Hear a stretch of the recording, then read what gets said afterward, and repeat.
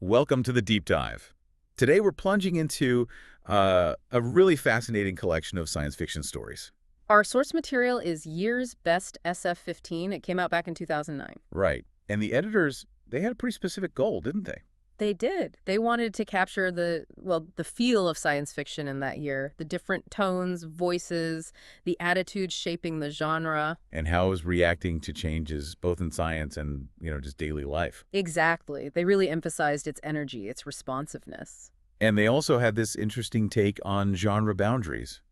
They saw them as a positive force. Yeah, not like a restriction, but more like a space for writers to experiment and push against things. So you could think of this collection as a kind of deliberate snapshot, showing the genre's strengths as they saw them just over a decade ago. Precisely. It's their curated view, of course, but it's packed with some really cutting-edge ideas from that time. And we are definitely going to unpack some wild concepts from these pages. Oh, yeah. We're talking strange links between math and the cosmos, alternate realities. The future of identity, which is always a big one in SF. And, the surprising costs of technology, sometimes hidden costs. Get ready for some maybe surprising facts and moments that might just make you see things a little differently. Let's dive into these sources. Okay, so let's start with this first group of stories, the Yeah. ones that really push at the edges of reality itself. Science, math, the universe's structure. Right. So one story introduces a character, Abdul Karim, and for him, Allah, the divine, is deeply connected to mathematics. He spent his life searching for infinity in this finite world, wrestling with these huge philosophical ideas. And finding his peace in numbers, even after experiencing, well, significant personal tragedy. What's really striking is when he comes across this actual scientific puzzle. You mean the uranium nuclei energy level? Exactly. How their distribution seems to mirror the spacing of prime numbers, which is just bizarre, right? Physicists are baffled. But Abdul Karim studies it obsessively. He sees it as a sign, like a hint left by all the deep inside atoms. It's such an unexpected bridge between pure math and, well, fundamental physics. And his journey takes this incredible, almost mystical turn. He has this celestial journey. With a shadow being. Doesn't sound like a typical angel. Not at all. And this being shows him glimpses of countless other universes, numberless universes. He feels this intense awe, perceiving the mathematical grace of it all. Yeah, and the experience is so powerful, it actually makes him question if his previous reality was just a dream. So the story blends real science with this cosmic vision to explore, maybe, that our reality isn't the only one. Or perhaps not the most fundamental. It finds something spiritual within the logic of math.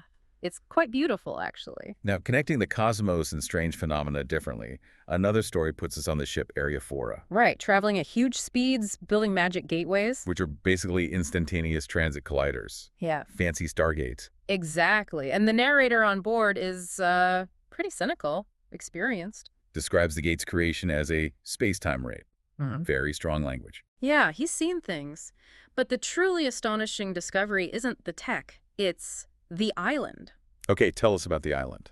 It's described as this vast, intelligent being, moon-sized, solar system-wide, living and thinking near absolute zero. Absolute zero, where everything supposedly stops.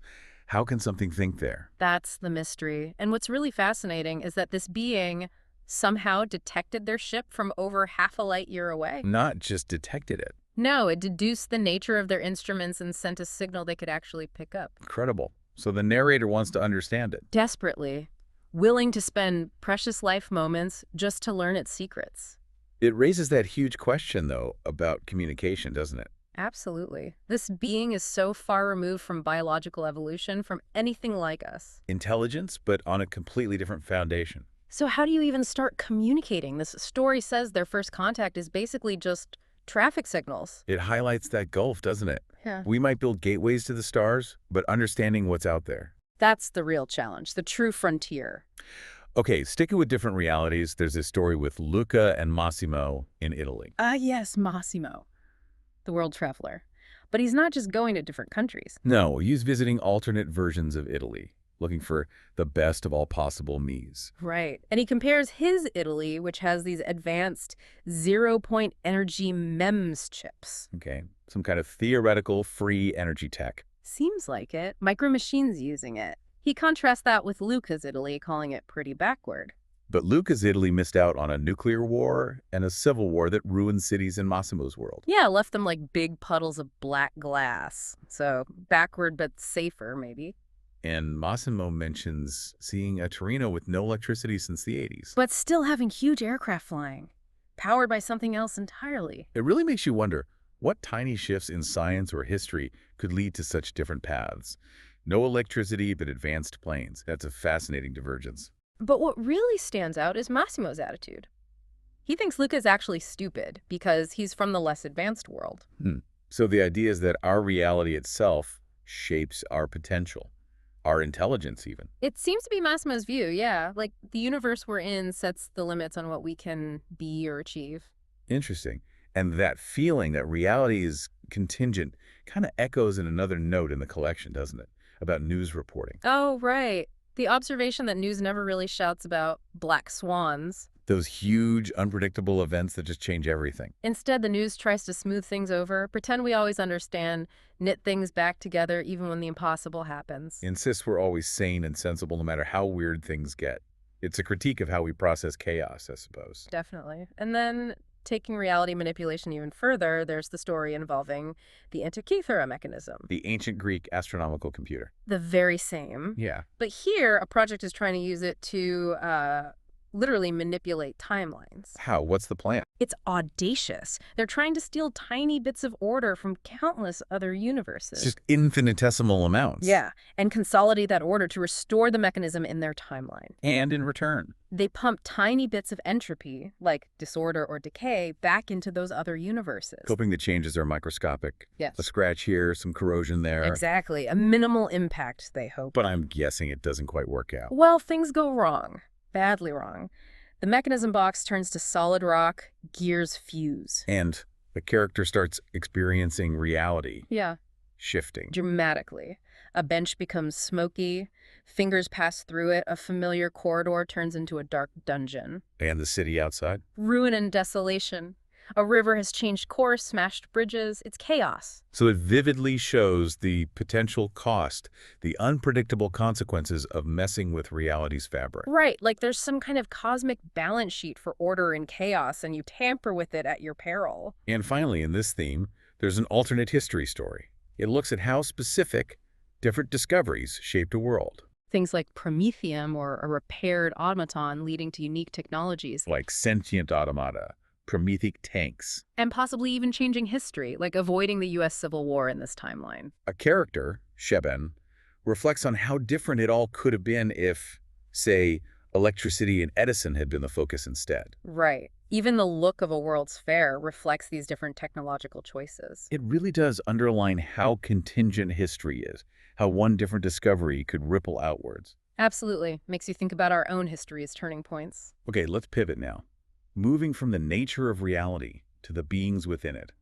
How do these stories explore what it means to be human or sentient, dealing with identity changes, connection, adaptation? Right. In the exegesis story, the narrator is getting ready for colony life. They have a new augmented body. Fresh skin augments. And they make this point about testing it in the real world, not just a simulator. Yeah, reality throws up challenges that a simulator would never devise, which feels very true. VR training versus the real thing. But despite the upgraded body, they still feel primal panic when trapped.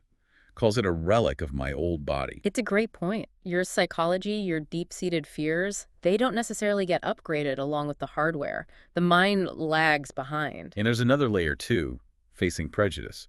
Being a very tall black man when there are tensions around African refugees. Right. So identity isn't just your body or where you were born. He was born in Newcastle. It's also how society reads you, your appearance, the current context. What about non-biological sentience? There's the story with the AI truckers. Tom and the sentient road transport vehicles, they love the open road, especially now with artificial photosynthesis giving them endless fuel.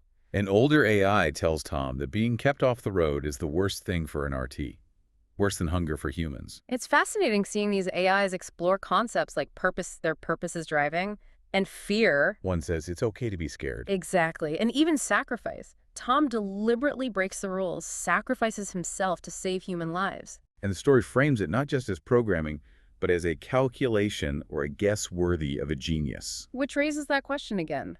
What's the moral compass for an AI? Is it pure logic? Or can something like values or feelings emerge? How would they compare to ours? Then there's the idea of fragmented identity in another life. Serial immortality during wartime. Right. You die, your mind gets put in a new body, you live multiple lives.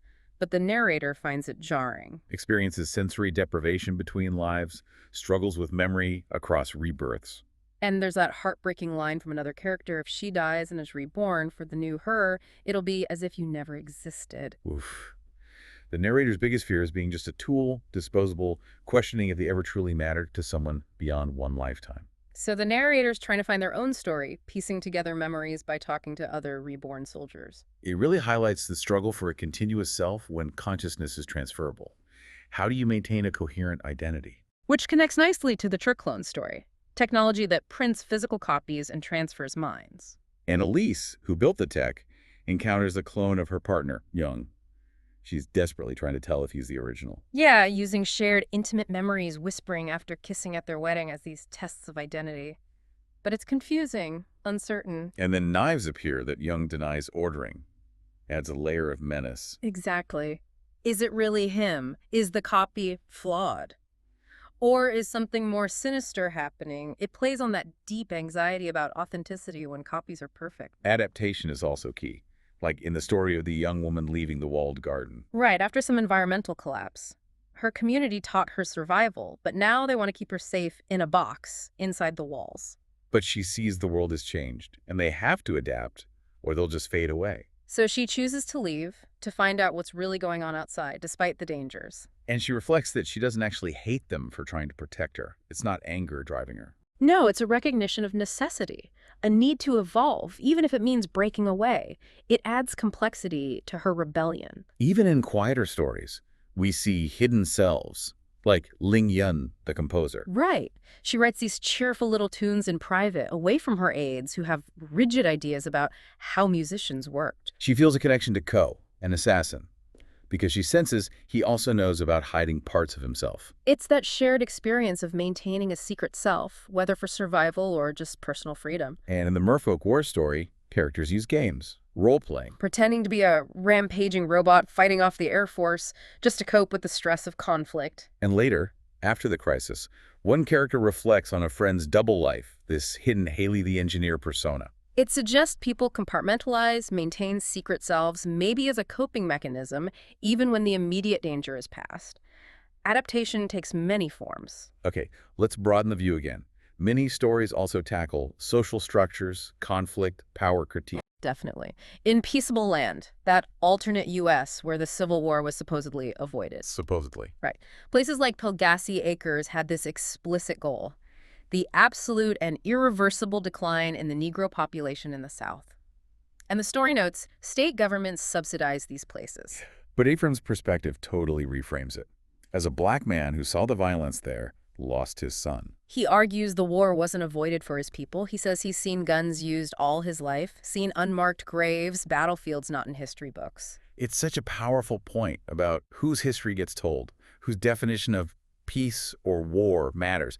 It depends entirely on perspective. That legacy of violence and control pops up again, maybe more fantastically, in One of Our Bastards is Missing, set in an alternate Europe. We see German officers casually threatening camps, discussing alliances purely in terms of power, right or wrong. And then there's that shocking scene, someone's face being physically ripped off at a formal event. It hints at some really disturbing methods or consequences in this reality. And talk of a unit isolated in the fold, cut off, with plans to kidnap someone for interrogation. It paints a picture of a really brutal world, built on power and deeply buried secrets. Quite chilling. Then there's the Singapore refugee story.